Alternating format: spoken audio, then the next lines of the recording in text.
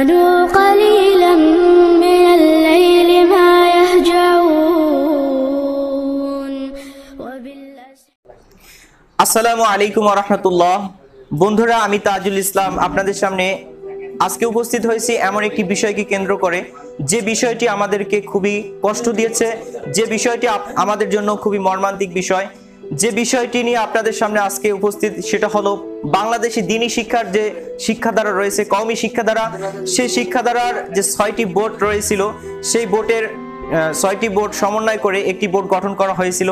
সেই বোর্ডটির নাম দেওয়া হয়েছিল আল হাইয়াতুল উলিয়া লিল জামিয়াতিল কওমিয়া, যেটা দাওরা হাদিস এবং দাওরা হাদিস পরীক্ষা দেওয়ার জন্য একটি বোর্ড গঠন করা হয়েছিল, যেখানে আমাদের ভাইয়েরা যারা আছে দাওরা হাদিস পরীক্ষার্থী, তারা পরীক্ষা দিবেন এবং সেটা বাংলা শিক্ষার মাস্টার্স কোর্সের সমমাননার সনদ আমাদের সরকার যেটাকে অ্যাপ্রুভ করেছেন, স্বীকৃতি দিয়েছেন।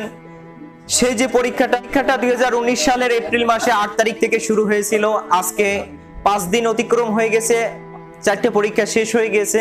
কিন্তু 4টে পরীক্ষা শেষ হওয়ার পরে আমরা একটা খুবই মর্মান্তিক একটা ঘটনা শুনলাম। সেটা হলো, আমরা শুনতে পারছি যে সেখান থেকে একটা প্রশ্ন ফাঁস হয়ে গেছে, যে কারণে আজকে শনিবার 13ই এপ্রিল মতিঝিলে একটা জরুরি মিটিং ডাকা হয়। সেই মিটিংয়ে যে সিদ্ধান্ত হয়, সেই সিদ্ধান্তটা হয়েছে যে পরীক্ষা স্থগিত এবং পিছনে যে আমাদের 4টে পরীক্ষা হয়ে গেছে সেটা ক্যান্সেল করে দেওয়া হয়েছে, সেটা বাতিল, এবং সামনে যে পরীক্ষাগুলো রয়েছে সেটা স্থগিত করে দেওয়া হয়েছে। এবং তাৎক্ষণিকভাবে আমরা যেটা শুনতে পাচ্ছি যে সামনে যে পরীক্ষা হবে এবং সেই পরীক্ষা কবে হবে সেটা জানিয়ে দেওয়া হবে। এর কিছুক্ষণের মধ্যেই আমরা জানতে পারি যে সেই পরীক্ষা এপ্রিলের 23 তারিখ থেকে শুরু হবে এবং 23 তারিখ থেকে 10 দিন যাবত লাগাতার পরীক্ষা হবে। তো এখন এই বিষয়টি নিয়ে আমরা যে বিষয়টি আপনাদের কাছে শেয়ার করব, সেটি হলো এইরকম একটা ঘটনা ঘটার পরে এবং পরীক্ষা পিছিয়ে যাওয়ার কারণে আমাদের যতটা ক্ষতি হবে, সেই ক্ষতিগুলো আমরা আপনাদের সামনে আজকে তুলে ধরবো। এবং যে সমস্ত ছাত্র ভাইয়েরা দাওরায় পরীক্ষার্থী ছিল, তাদের মনের কি আশা এবং তাদের মনের যে অভিব্যক্তি আছে, সেটা আজকে আপনাদের সামনে তুলে ধরবো। তো চলুন বন্ধুরা, আমরা শুনে নেই এই দাওরায় অধ্যয়নরত ছাত্ররা কি তাদের মনের অভিব্যক্তি আপনাদের সামনে ব্যাখ্যা করে। তো চলুন আমরা এখন যে কোনো এক ছাত্রের কাছে চলে যাব। তো বন্ধুরা, আমরা এখন এই দাওরায় অধ্যয়নরত এক ছাত্র ভাইয়ের কাছ থেকে শুনে নেব যে পরীক্ষা পিছিয়ে যাওয়ার কারণে তার কতটা ক্ষতি হয়েছে এবং তার মনের অভিব্যক্তি কি, সেটা আমরা তার কাছ থেকে শুনে নেব। আমি একজন পরীক্ষার্থী ছিলাম। আসলে আমার যেই উদ্দেশ্য ছিল, আমি এই দীর্ঘদিন যাবৎ কষ্ট করে আসতেছি যে মাস্টার্স পরীক্ষা দেবো এবং দাওরা হাদিস পরীক্ষা দেবো, মৌলানা ফারেক হব, এই আশা নিয়ে আমি পড়তেছিলাম, কষ্ট করতেছিলাম। কিন্তু অন্য দিনের ন্যায় আজকে রাত্র আমি অনেক রাতও যাপন করেছি, 2টা পর্যন্ত পড়ালেখা করেছি যে কালকে সকালবেলা আমি পরীক্ষা দেবো। কিন্তু হঠাৎ করে যখন সকালবেলা দেখলাম বা শুনলাম যে আমাদের পরীক্ষা নাকি স্থগিত করা হয়েছে, বাদ দেওয়া হয়েছে, তখন মনের ভিতরে একটা বেদনার চাপ এসে পড়লো যে এত আনন্দ ফুর্তির সাথে পরীক্ষা দিয়ে আসছি, এখন হঠাৎ করে এই কারণ হলো। এর কারণ হচ্ছে যে শুনলাম নাকি যে পরীক্ষা প্রশ্ন ফাঁস হয়ে গেছে। আলেম সমাজের নামে কিছু কুলঙ্গার লোকেরা এই প্রশ্নকে ফাঁস করেছে। তা আমাদের অনুভূতি ছিল যে আনন্দ ফুর্তি সহকারে পরীক্ষা দিয়ে আমরা মৌলানা ফারেক হব, এই ছিল। কিন্তু আমরা চাই যে যারা এই যে পরীক্ষার প্রশ্নকে ফাঁস করেছে, তাদেরকে কঠোর শাস্তির সম্মুখীন করা হোক, এটা আমার মুরব্বীদের কাছে আবেদন। ধন্যবাদ। এরপর আমরা আরেকজনের কাছে চলে যাব। বন্ধুরা, আমরা আরো একজনের কাছ থেকে জেনে নিব যিনি দাওরায় পরীক্ষার্থী ছিলেন। পরীক্ষা পিছিয়ে যাওয়ার কারণে তার মনের কি অভিব্যক্তি আছে সেটা আমরা শুনে নেব। অত্যন্ত দুঃখের সাথে বলতে হয় যে আজকে আমাদের কওমি মাদ্রাসায় বাংলাদেশ সরকার থেকে যে স্বীকৃতি দেওয়া হয়েছে, তার অধীনে থেকে একটা পরীক্ষা অনুষ্ঠিত হতে চলছে। এই পরীক্ষার মাঝেই এমন একটা বিপর্যয় এসে দাঁড়ালো, যে বিপর্যয়ের কারণে আজকে আমার মতো অনেক ছাত্র ভাইয়ের চোখে কান্না, বুকে ব্যথা।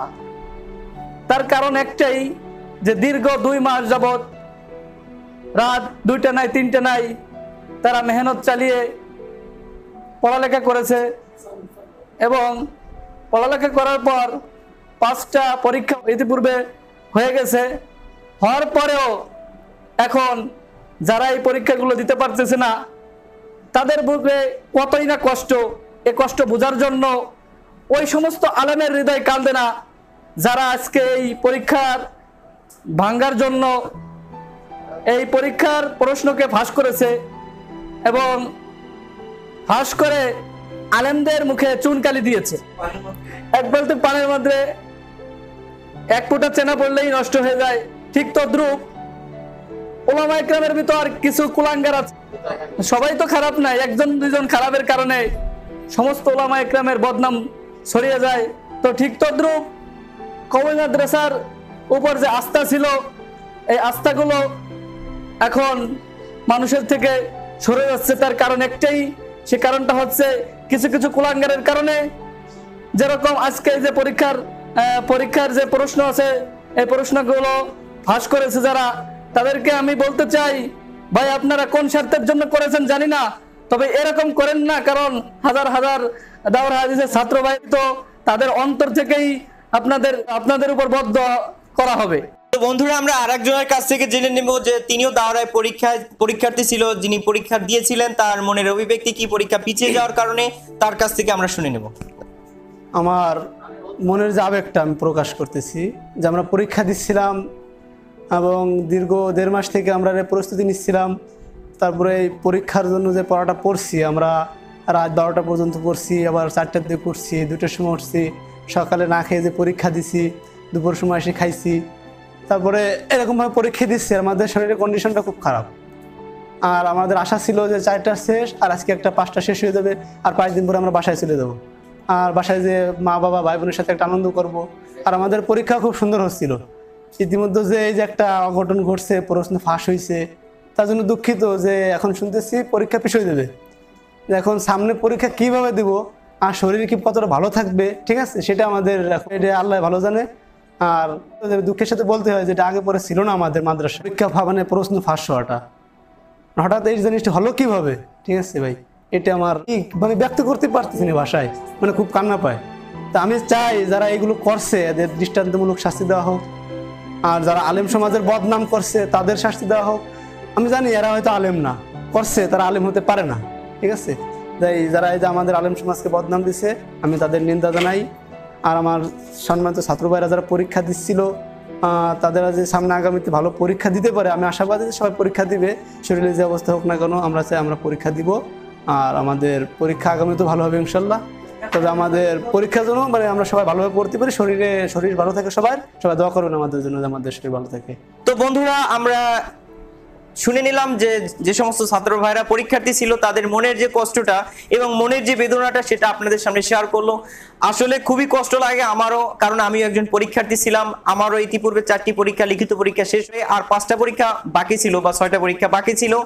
তো যখন আমার ওই 5টা পরীক্ষা যখন আমি খুব কষ্ট করে দিয়েছি, ওই 5টা পরীক্ষার পিছনে আমার প্রতিটা পরীক্ষা 3.5 ঘন্টা করে সময় ব্যয় হয়েছে, এবং প্রতিটার পরীক্ষার রাতে আমার অনেক রাত্রি জাগরণ করতে হয়েছে। আমার শরীর অনেকটা দুর্বল হয়ে পড়েছে, এবং ওই পরীক্ষাগুলো যখন আমার কোনো কাজেই আসবে না, ওই সময়টা আমার অযথা ব্যয় হয়ে গেছে, এরকম একটা মনের ভাব চলে আসে। যদিও এখন আপনারা কমেন্টে আমাকে সান্ত্বনা দেওয়ার জন্য বলবেন যে সেই সময়টা তোমার কাজে লাগবে, কিন্তু আমার জায়গায় যদি আপনি থাকতেন তাহলে আপনিও আমার এই ব্যথাটা বুঝতে পারতেন। যাই হোক, এই পরীক্ষা পিছিয়ে যাওয়ার কারণে আরো একটা ক্ষতি হয়েছে, সেটা আমার মতো যারা গরিব ছাত্র ভাইরা ছিল, তারা রমজানে ভালো কিছু করার জন্য এবং ভালোভাবে তাদের রমজানটা পূরণ করার জন্য এই যে পরীক্ষা শেষ হওয়ার পর যে 15 দিন একটা সময় ছিল, এই 15 দিনের ভিতরে তারা আর্থিক কিছু টাকা ইনকাম করতে পারতো, যেটা তাদের রমজানের জন্য তাদের জীবনের জন্য একটা হেল্পফুল হতো, এবং তাদের পিতামাতার কাছে কিছু টাকা বা কিছু জিনিস তাদের পিতামাতার কাছে দিতে পারতো। এই পরীক্ষা পিছিয়ে যাওয়ার কারণে তারা সেটা দিতে পারবে না। যাই হোক, সব মিলিয়ে আমাদের পরীক্ষা পিছিয়ে যাওয়ার কারণে আমাদের অনেকটাই ক্ষতি হয়েছে, কিন্তু এখন আমরা আশা করি যেই ভুলটা হয়েছে সেই ভুলটা থেকে শিক্ষা নিয়ে আমাদের যাতে ভবিষ্যতে আর কোনো এরকম ভুল না হয়, সেটা আমরা শিক্ষা গ্রহণ করব। তো যাই হোক বন্ধুরা, আপনারা যারা ভিডিওটি দেখলেন, অবশ্যই আমার মতো যারা ব্যথিত আছেন ভিডিওটা শেয়ার করবেন, এবং যারা ফেসবুক পেজ থেকে দেখতেছেন অবশ্যই পেজটা লাইক করবেন, এবং যারা ইউটিউব থেকে দেখতেছেন অবশ্যই আমার তাজ টিভি চ্যানেলটি সাবস্ক্রাইব করুন। ধন্যবাদ সকলকে, ভালো থাকেন, সুস্থ থাকেন।